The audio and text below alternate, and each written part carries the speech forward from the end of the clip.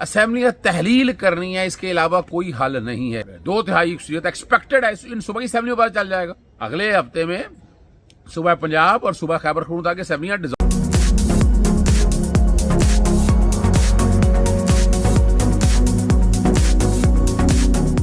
السلام علیکم، محمد اظہر صدیق اپنے پروگرام میس ویوز کے ساتھ حاضر خدمت ہے۔ آج پھر لاہور نہیں ہوں، اس وقت آپ پیچھے دیکھ رہے ہوں گے کراچی ایئرپورٹ پہ ہوں میں، اور جب پروگرام چل رہا ہوگا تو اس وقت تک میں یقیناً لاہور پہ موجود ہوں گا۔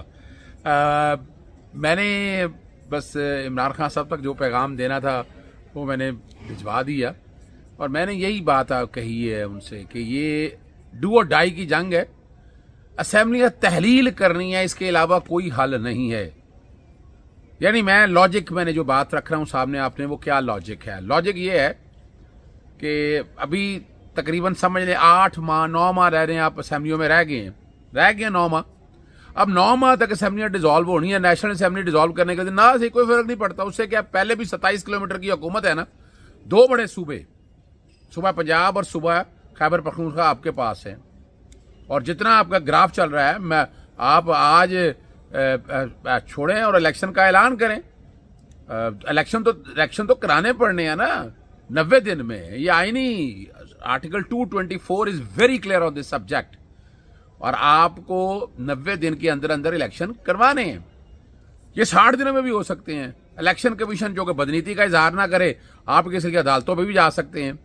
اور دونوں اسمبلیوں کے جب الیکشن ہو جائیں گے، دونوں اسمبلی کے جب الیکشن ہو جائیں گے تو پنجاب اور خیبر پختونخوا آپ کے پاس ہے۔ آپ اگلے 5 سال کے لیے اسمبلیاں آپ کے پاس ہوں گی، اور نیشنل اسمبلی جب ڈیزالو ہوگی اگست کے، تو اس وقت تک آپ ایسی پوزیشن میں آپ دھاندلی نہیں ہونے دیں گے۔ انتظامیہ آپ کے پاس ہوگی، آپ صرف ووٹوں میں جعل سازی نہ ہونے دیں، فراڈ اور فریب نہ ہونے، دھاندلی نہ ہونے دیں، تو الیکشن تو عمران خان جیت جائے گا بڑے آرام سے۔ اسے کوئی دقت نہیں ہونی ہے، یہ میں بتاتا چلوں آپ کو، اسے کوئی دقت نہیں ہونی ہے الیکشن جیتنے کے کانٹیکس میں۔ 2/3 اکثریت ایکسپیکٹڈ ہے، ان صوبائی اسمبلیوں پر چل جائے گا۔ اور الیکشن کمیشن کی بدنیتی یہ تھی کہ اس نے جو بلدیاتی الیکشن ہے وہ کہا کہ جناب کرانے ہیں اپریل میں، اور میری رائے ہے، جو مجھے انفارمیشن ہے، اگلے ہفتے میں الیکشنیں ڈیزالو ہو رہی ہیں۔ اگلے ہفتے میں صوبہ پنجاب اور صوبہ خیبر پختونخوا کی اسمبلیاں ڈیزالو ہو رہی ہیں۔ It is the only viable solution, یہ پولیٹیکل سولوشن ہے، اور اس پولیٹیکل سولوشن کے دور رس نتائج ملیں گے آپ کو، اور پاکستانی پالیٹکس ایک ڈائنامکس میں آ جائے گی۔ پیچھے جو لوگ بیٹھے ہوئے ہیں جن کا اپنا ایک ایجنڈا ہے، اور جو اس ملک میں اسٹیبلٹی نہیں آنے دے رہے، وہ آ جائے گی۔ چلیں میں لے کر چلتا ہوں عمران خان صاحب نے جو آج مختلف جگہ پر گفتگو کرتے ہوئے یہ بات کہی ہے۔ انہوں نے بتایا کہ نیب کی وجہ سے، نیب نہ ہونے 1100 ارب کا کس طرح یہ سارے ملک کے ساتھ نقصان ہے، جو بات وہ کہہ رہے تھے کس طرح غلط سمجھی جا رہی ہے، اور انہوں نے اسمبلیاں تحلیل کرنے کا کھل کے اعلان کر دیا ہے۔ سنیے گا کیا کہتے ہیں عمران خان صاحب۔ ابو دھابی سے میں کسی ابو دھابی کے شیخ کے لیے کام کرتا تھا، تو اس نے مجھے پیسہ دیا ہے۔ انہوں نے اگلا سوال پوچھا کہ اگر اس نے پیسہ دیے تو آپ کے پاس کوئی تو ثبوت ہوگا، کسی نے $5 ملین آپ کو ایسے کیش میں تو نہیں پکڑا دیا، کوئی تو ہوگا، کوئی چیک وغیرہ۔ جب اسے یہ سوال پوچھا گیا، وہ اس کے جہاز میں بیٹھ کے جو پرائم منسٹر تھا تب خاقان عباسی، اور وہ ملک سے فرار ہو گیا۔ اب آ کے انہوں نے قانون اتنا بدل دیا کہ وہ بھی پاک ہو گیا، اور اب وہ مریم بھی بچ گئی ہے۔ نواز شریف کی تیاری ہو رہی ہے اس کو بھی بچانے کے لیے۔ آصف زرداری کے کیسز وہ ختم ہو رہے ہیں۔ 1100 ارب روپے کا ملک کو ڈاکہ پڑ رہا ہے، اور یہی انہوں نے ابھی تک، اگر ان کا کوئی کارنامہ ہے تو وہ ہے کہ اپنے کیسز معاف کروا لیے ہیں۔ اور اس کا جو دوسرا ان کی کوشش ہے کہ کسی نہ کسی طرح عمران خان کو ڈسکوالیفائی کریں، کسی نہ کسی طرح پی ٹی آئی کے لوگوں کے اوپر کیسز کریں، تاکہ ہم ناک آؤٹ کر دیں، یعنی ٹیکنیکل ناک آؤٹ کر کے تو ہم کسی طرح الیکشن جیت جائیں، اور یہ نہیں جیت سکیں گے۔ تو ملک کا اس وقت ضرورت یہ ہے کہ سیاسی استحکام آئے، اس کی وجہ سے معاشی استحکام آئے گا۔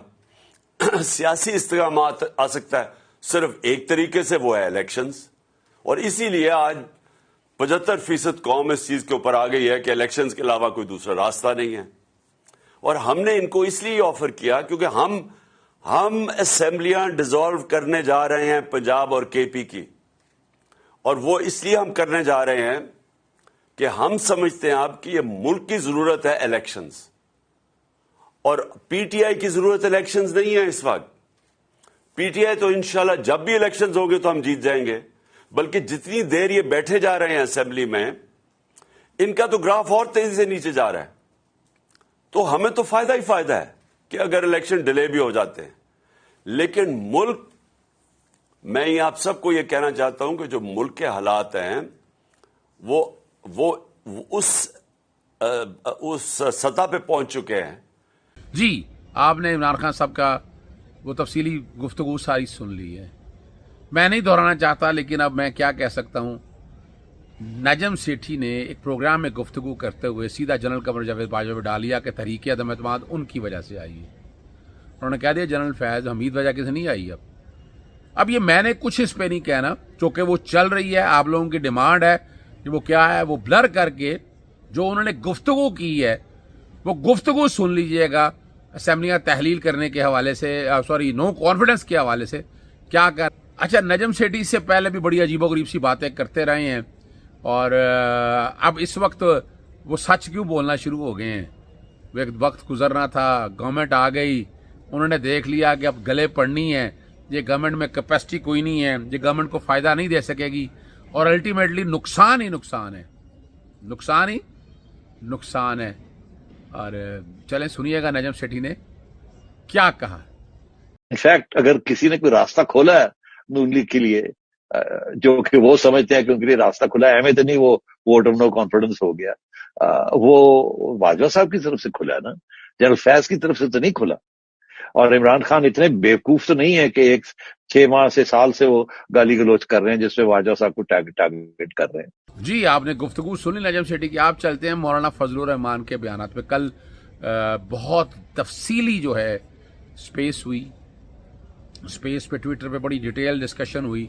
مولانا فضل الرحمان کے جو بیان دیا ہے اس پہ سرٹن سجیشنز میں نے دی وہاں پر، اور وہاں اس میں شفا یوسف زئی موجود تھیں، ملکہ بخاری تھیں، شازم کول تھیں، شاندانہ گلزار تھیں، اور بہت سے دوست احباب موجود تھے. عارف حمید بھٹی صاحب بھی آئے، اطہر کاظمی صاحب بھی آئے. میں نے جو سجیشن رکھی کہ پہلی تو بات ہے کہ یہ مقدمہ بنتا ہے، ڈیفامیشن کا بھی بنتا ہے، پاکستان کے اندر نوٹس دیے جائیں ڈیفامیشن کے، پاکستان سے باہر بھی ڈیفامیشن کے مقدمے بنتے ہیں، اور یہ میں حد کے عزت کی بات کر رہا ہوں، اور فوجداری پرچہ بھی بنتا ہے. پھر ان کے اگینسٹ پیکا آرڈیننس کے تحت بھی مقدمہ بنتا ہے، چونکہ آپ نے الیکٹرانک میڈیا سے یہ ساری گفتگو آئی ہے. پھر آگے آ جائیں، پھر چینلز کے اوپر جو بات چلی ہے، پیمرا کے پاس بھی کمپلینٹ بنتی ہے. جب ڈیپینڈ کرتا ہے، اور جو باتیں کہ اس کو ڈیفینڈ نہیں کیا جا سکتا. مولانا فضل الرحمان کو معافی مانگنی چاہیے، اس جماعت کو معافی مانگنی چاہیے جو ہماری ماں بہن بیٹیوں کے بارے میں زبان استعمال کی، وہ اجازت نہیں دیا سکتی. اور میں نے یہ بھی کہا، میں نے رات میں کہا، کہاں گئی عورت مارچ والی، کہاں گئے میٹو کیمپین والے وہ لوگ، وہ سارے کون لوگ ہیں؟ ان سارے لوگوں نے تو تباہی کر دی ہے سارے نظام کی. اب اس نظام کو بہتری کی طرف لے کے جانے والے کون لوگ ہیں؟ آپ لوگوں کو فیصلہ سوچ رہے ہیں، آپ لوگوں کو کر رہے ہیں کہ کیا کیا جائے، اس ملک کے لیے کیا بہتری ہے، یہ آپ لوگوں نے فیصلہ کرنا ہے. وہ اپنا اسکرین شاٹ رات کے کئی جو ہیں وہ بیک گراؤنڈ پہ جہاں میں موجود رہا وہ آپ دیکھ سکتے ہیں. اور وہاں سجیشن جو دی گئی ہیں، سجیشن دیکھیں آپ لوگوں کے لیے دی ہیں. ہم نے اپنے میں نے صرف اب تک بتانے کا مقصد یہ ہے تاکہ آپ لوگ سمجھ سکیں. اور اس پہ شیخ رشید بھی چپ رہے. شیخ سوشل میڈیا کی ٹیم ان کی اچھا چلا رہی ہے، اور انہوں نے بڑا خوبصورت، انہوں نے کہا ہم مولانا فضل الرحمان کے بارے میں بات نہ کریں. آپ چلیں وہ کیا کہا ذرا وہ سن لیجئے گا. اسمبلی توڑے گا عمران خان، اسمبلی توڑے گا ورنہ جنرل الیکشن کی ڈیٹ لے آؤ، اس کے لیے بھی تیار ہے. نام نہ لیں مولانا فضل الرحمان کا، نام نہ لیں، میں بطور احتجاج چلا جاؤں گا. اس سے بڑی زیادتی کوئی نہیں جو اس نے قوم کی بیٹیوں اور ماؤں کی تضحیک کی ہے، اور اس کو عالم دین. جی آپ نے شیخ رشید صاحب کی گفتگو سن لی.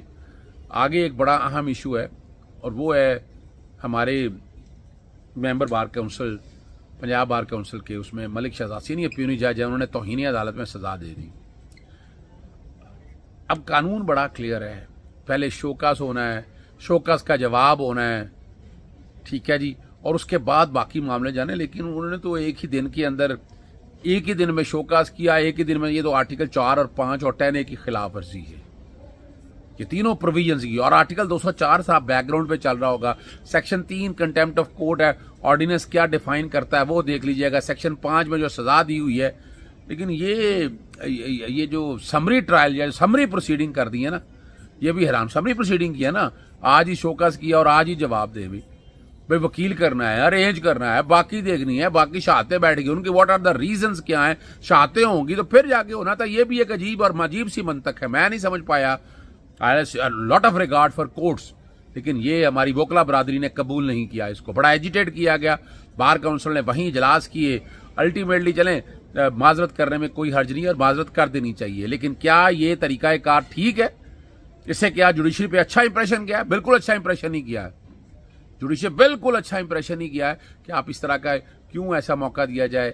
ویسے تو ہمارے وکیل بھائی کو بھی دھیان رکھنا چاہیے, لیکن جس طرح سے اس کو ٹریٹ کیا گیا, جس طرح سے اس معاملے کو لے جایا گیا, یہ بھی ایک تکلیف دہ بات ہے. پنجاب بار کونسل نے پوری اسٹرائک رکھی اور پورے پنجاب کے اندر, اور یہ بنتی تھی اسٹرائک. میں عموماً سب کو پتا اسٹرائک کو میں سپورٹ نہیں کرتا, لیکن اس اسٹرائک کو میں سپورٹ کرتا ہوں کہ یہ بالکل بنتی تھی. اگر دینا ہی تھا, اگر سزا ہی دینی تھی تو شوکاز جاری کر کے جواب لیا جاتا, شہادتیں ہوتی, اور جو کنٹیمپٹ آف کورٹ آرڈیننس جو ہے نا اس کی اطلاق, اور یہ آبسلیٹ ہو چکی ہے کئی چیزیں ایڈمنسٹریشن آف جسٹس کے حوالے سامنے رکھتے ہوئے.